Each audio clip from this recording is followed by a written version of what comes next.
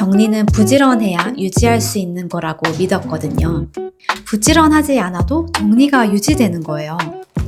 그때 제가 무슨 생각을 했냐면, 안녕하세요. 제주 사는 정리 코치 지민입니다.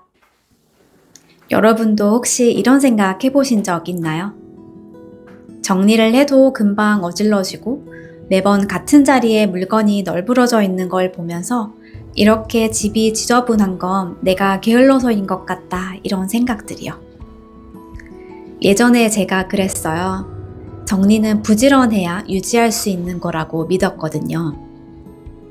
그런데 그렇게 열심히 정리를 해도 정작 물건을 찾으면 어디 있는지 모르고 며칠만 지나면 다시 어질러지고 지치고 스트레스만 쌓이더라고요. 그러다 어느 날 정리에 대한 제 생각을 완전히 바꾸었더니 부지런하지 않아도 정리가 유지되는 거예요. 그때 제가 무슨 생각을 했냐면, 정리는 단순히 공간을 깔끔하게 만드는 것이 아니라 내가 살아가고 싶은 삶을 위한 환경을 만드는 것이라는 생각을 하기 시작했더니, 그때부터 정리는 치워야 하는 일이 아니라 나를 도와주는 도구로 보이더라고요. 그럼 어떻게 해야 정리가 나를 돕는 도구가 될 수 있을까요? 오늘은 나에게 딱 맞는 정리 시스템을 만드는 3단계 알려드릴게요. 1단계, 정리의 목적을 명확하게 해요. 무작정 깨끗한 공간을 만드는 게 목적이 아니라 나는 어떤 하루를 살고 싶은가를 먼저 생각해 봐야 해요. 그 하루가 잘 흘러갈 수 있도록 공간을 어떻게 세팅할까를 생각하는 게 정리의 출발점입니다. 많은 분들이 유튜브에서 본 수납함, 정리가 잘 된 집에 있는 정리용품을 따라 사면 정리가 잘 될 거라고 생각하실 수 있는데요. 그건 그 사람 집에 맞는, 그 사람에게 도움되는 정리법이자 정리 도구들이기 때문에 우리 집에 딱 맞게 적용하기가 힘들어요. 내가 정리를 하려는 목적과 내가 살고 싶은 하루를 떠올려 보고 그걸 불편하게 하거나 방해하는 것들을 개선하는 정리를 해야 합니다. 이렇게 정리의 목적과 기준은 다른 사람의 삶이 아니라 바로 내 삶으로부터 나와야 해요. 정리는 잘하는 법을 따라하는 게 아니라 내가 원하는 일상을 중심으로 내가 만들어 가야 정말 나를 도와주는 정리가 됩니다. 2단계, 나의 동선을 최소화해요. 1단계에서 말씀드린 내가 살고 싶은 하루를 한번 떠올려 볼게요.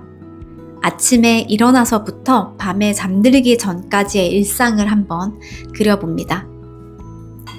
그리고 그 하루가 자연스럽게 흘러가도록 동선을 줄여주는 물건의 자리를 만들어 보는 거예요. 정리는 보기 좋게만 하는 게 중요한 게 아니라 내가 움직이는 동선에 맞게 자주 쓰는 물건을 그 가까이에 두어서 일상의 움직임이 자연스럽고 편해야 해요. 예를 들어 볼게요. 화장실에 휴지나 수건은 어디에 두고 계신가요?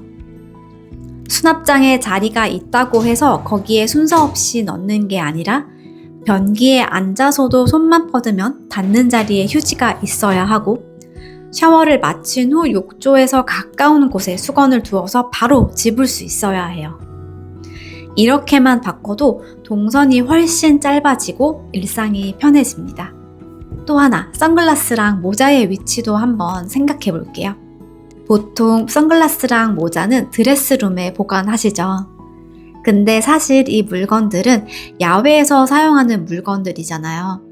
그래서 외출할 때 챙겨야 하는데 깜빡하고 다시 집으로 들어간 적 혹시 있으신가요? 그럴 땐 선글라스와 모자를 현관 가까이에 두는 것만으로도 훨씬 편해지고 깜빡하는 일도 줄일 수 있어요. 또 하나 저희 집에서 정말 효과봤던 정리 시스템이 있는데요. 바로 남편을 위한 출근존을 만드는 겁니다.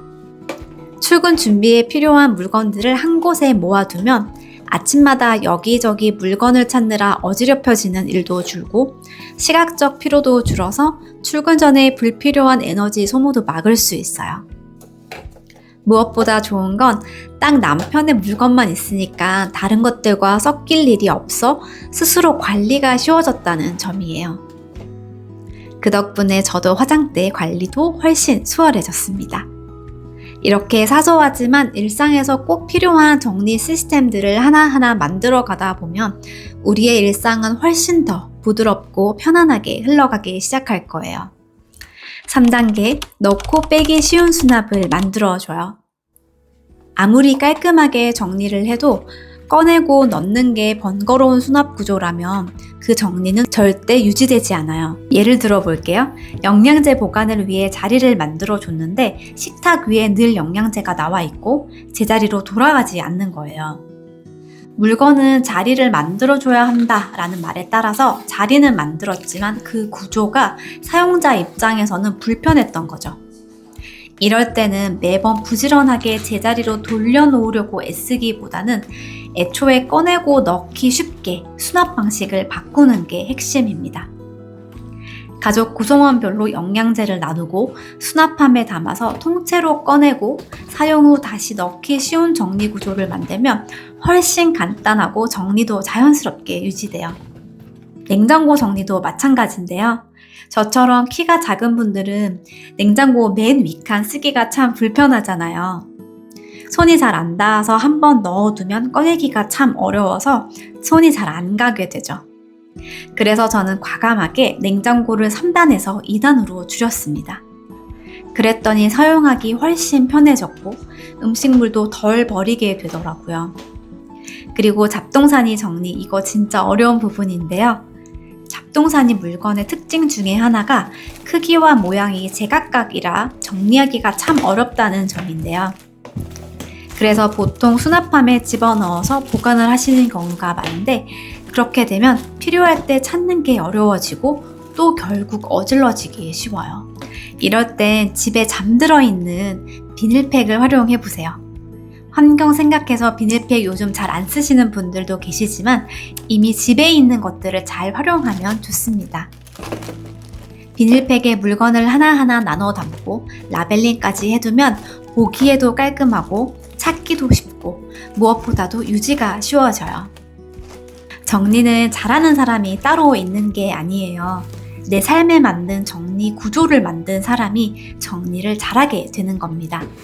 우리 더 이상 부지런해야 깨끗한 집이 되는 게 아니라 나에게 맞는 정리 시스템이 있어야 편안한 집이 된다는 걸 기억하셨으면 좋겠어요.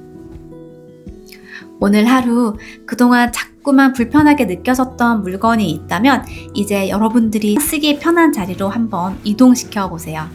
넣고 꺼내기 편한 수납으로 바꿔주는 것도 좋고요.